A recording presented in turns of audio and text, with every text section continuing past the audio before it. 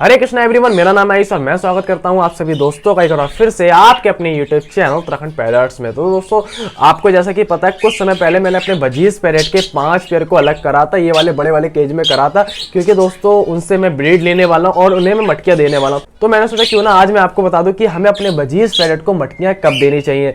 तो जैसा कि आप सब जानते हैं, मेरे पास जो बजीज पैरेट है वो मेरे घर पे आए हुए कम से कम 2 से 3 महीने हो चुके हैं उन्हें, तब मैं उन्हें मटकी देने वाला हूँ। उसमें से जो 3 पेयर थे वो एकदम ब्रीडिंग पेयर थे और जो 2 पेयर थे वो एडल्ट अभी अभी हुए हैं और वो ब्रीडिंग के लिए तैयार है। तो अब कुछ समय में मैंने उन्हें अलग कर दिया और अब आज 5 दिन हो चुके हैं और आज से 2 दिन बाद मैं उन्हें मटकियां भी दे दूंगा। तो दोस्तों, आज की वीडियो में हम बात करने वाले कि हमें अपने बजीज पैरेट को मटकियां कब देनी चाहिए। दोस्तों, काफी बार होता है क्या कि हम एक गलती सबसे बड़ी करते हैं।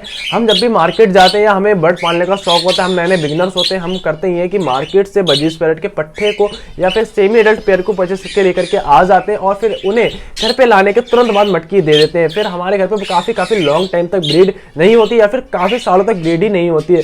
तो वो सारा इसी वजह से होता है कि हम घर पे लाने के बाद तुरंत मटकी दे देते हैं। काफी बार ऐसा भी होता है, मैंने खुद एक्सपीरियंस किया। मैं जब शुरुआत में मैंने बर्ड्स पालना शुरू करे थे तो मैं मार्केट से बजीज पैरेट को परचेस करने गया तो वहां का जो शॉपकीपर था वो मुझसे ये बोल रहा था कि ये ले जाओ और इन्हें तुरंत मटकी दे देना घर पे जाने के बाद और आपके यहाँ पे ब्रीड हो जाएगी। और उस टाइम पे ना ही उनका कोई पेयर लगा था और ना ही वो एडल्ट थे, वो पट्टे थे और वो पट्टों में बोल रहा था कि इन्हें आप मटकी दे देना। तो शॉपकीपर्स हमें बोलते हैं कि आप घर पे जाके मटकी दे देना, ये ब्रीड कर देंगे, लेकिन ऐसा बिल्कुल भी नहीं होता।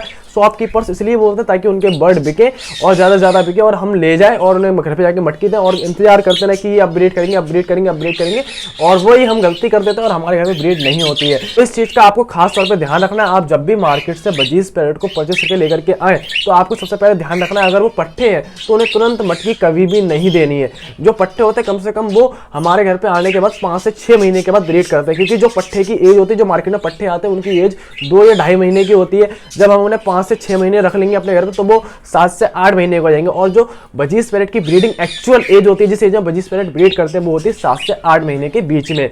और दोस्तों, आप उसके अलावा अगर मार्केट से सेमी एडल्ट पेयर परचेस करके लेकर के आ रहे हैं, सेमी एडल्ट जो बजीज पैरेट का पेयर होता है वो होता है लगभग 4 से 5 महीने का, तब भी आपको कम से कम अपने घर पे बजीज पैरेट से ब्रीड लेने के लिए 2 महीने का वेट करना पड़ेगा। 2 महीने का जब आप वेट करेंगे तो आपके बजीज पैरेट के लगभग 6 से 8 महीने की हो जाएगी। उस टाइम पे आपके घर पे बजीज पैरेट ब्रीड कर देंगे। और काफी बार हम करते हैं क्या कि मार्केट से ब्रीडिंग पेयर को परचेस करके लेकर के आते हैं। अब आपको कंफ्यूजन हो रही होगी जो नए भाई लोग होंगे कि ब्रीडिंग पेयर में और एडल्ट पेयर में क्या फर्क होता है। जो ब्रीडिंग पेयर होते हैं, ब्रीडिंग पेयर हम उन्हें बोलते हैं जो ब्रीड कर चुके हैं। अगर हमारे बजीज पैरेट ने एक बार भी हमारे घर में ब्रीड कर दी है, किसी और घर पे ब्रीड कर दी, तो वो कहलाता है ब्रीडिंग पेयर। और एडल्ट पेयर वो होता है जो एकदम से ब्रीडिंग करने लायक है, ब्रीड करने के लिए तैयार है, वो 7 से 8 महीने का है, लेकिन उन्होंने अभी तक एक ही बार ब्रीड नहीं करी, तो वो होता है एडल्ट पेयर।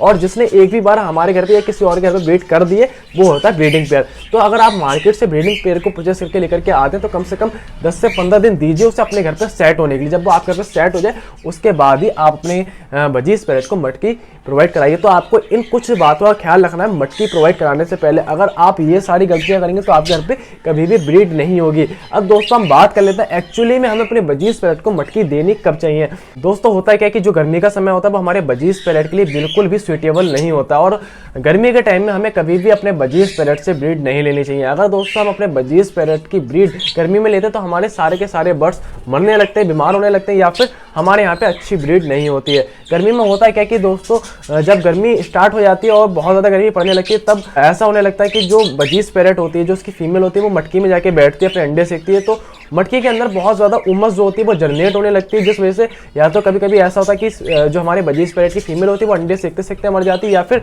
जब बच्चे निकल जाते हैं उसके बाद बच्चे मरने लगते हैं। कभी कभी ऐसा भी होता है कि जो अंडे होते हैं वो पहले फर्टाइल होते हैं फिर इनफर्टाइल हो जाते हैं। इसी वजह से हम लोग कभी भी गर्मी में ब्रीड नहीं लेते हैं। जो ब्रीड लेने का सुइटेबल टाइम होता है वो होता है अगस्त से लेकर अपने मार्च तक का। अगस्त में ठंड स्टार्ट होने लगती है और मार्च तक ठंड रहती है। तो इस टाइम पीरियड में हम अपने बजीज पैरेट से लगभग 4 क्लच ले लेते हैं और उन 4 क्लच में हमारे यहाँ पे काफ़ी ज़्यादा अच्छी ब्रीड हो जाती है। इसीलिए जब भी आप अपने बजीज पैरेट की मटकी लगाएं तो हमेशा अगस्त के बाद लगाएं और अगस्त से ब्रीड लेना स्टार्ट करेंगे तो आपके यहाँ पे काफ़ी अच्छी ब्रीड होगी और काफ़ी जल्दी ब्रीड होगी। तो जैसा कि आप सब जानते हैं, मैंने अभी नवंबर का मौसम चल रहा है और अभी ही मैंने अपने बजीज पैरेट को अलग किया। तो ये टाइम बिल्कुल सूटेबल है ब्रीडिंग के लिए और इस टाइम पे काफ़ी अच्छी ब्रीड हो जाती है। अगस्त से नवंबर तक और लोगों का एक क्लच कंप्लीट भी हो जाता है, अब दूसरे क्लच आने की तैयारी हो जाती है। लेकिन मैंने बर्ड लेट पालना शुरू करे थे, इसीलिए मैं अपने बजीज पैरेट को लेट मटकी दूंगा। आप लेट भी मटकी दे सकते हैं, आप अगस्त से लेकर मार्च तक कभी भी मटकी दे सकते हैं। तो अभी नवंबर चल रहा है तो अभी कुछ दिनों में मैंने मटकी दे दूंगा। बाकी मैंने आपको बता ही दिया कि आपको किस किस समय पे किस किस एज में और किस किस बर्ड को मटकी देनी चाहिए। एक और बार मैं फिर रिपीट कर देता हूँ, अगर आपके पास बजीज पैरेट के पट्टे हैं तो कम से कम आपको 5 से 6 महीने का वेट करना पड़ेगा। आप 5 से 6 महीने का इंतजार करने के बाद ही अपने बजीज पैरेट के पट्टों को मटकी दें जब तक वो एडल्ट ना हो जाए। उसके बाद अगर दोस्तों आप मार्केट से सेमी एडल्ट पेयर परचेस करके लेकर के आते हैं तो सेमी एडल्ट पेयर की जो एज होती है वो लगभग 4 से 5 महीने की होती है। तो उस एज में कभी भी बजीज पैरेट ब्रीड नहीं करता है। तो अगर आपके बजीज पैरेट की सेमी एडल्ट एज है तो उस टाइम पे आप मटकी ना दें, कम से कम 3 से 4 महीने का वेट कीजिए और जब वो आपके बजीज पैरेट 7 से 8 महीने के हो जाए तब आप उन्हें मटकी दीजिए। हाँ, और अगर आप ब्रीडिंग पेयर या फिर एकदम एडल्ट पेयर परचेस करके लेकर के आ रहे हैं जो कि ब्रीड करने वाले हैं तो आप कम से कम 15 दिन का समय लीजिए। जब आपके घर पे आपके जो बजीज पैरेट का पेयर है वो सेट हो जाए तब आप ब्रीड लें। अगर वो एडल्ट या फिर ब्रीडिंग पेयर है तो कम से कम आप उन्हें 15 दिन दीजिए और 15 दिन के बाद उन्हें मटकी दीजिए। उसके बाद आपके यहाँ पे बजीज पैरेट की ब्रीड होने लगेगी। तो होप करता हूँ, आशा करता हूँ आपको वीडियो समझ में आई होगी, आपको समझ में आया होगा कि आपको अपने बजीज पैरेट को कब मटकी देनी है। तो मिलते हैं नेक्स्ट वीडियो के साथ, नेक्स्ट टॉपिक के साथ। तब तक के लिए bye bye, thank you for watching. Hare Krishna.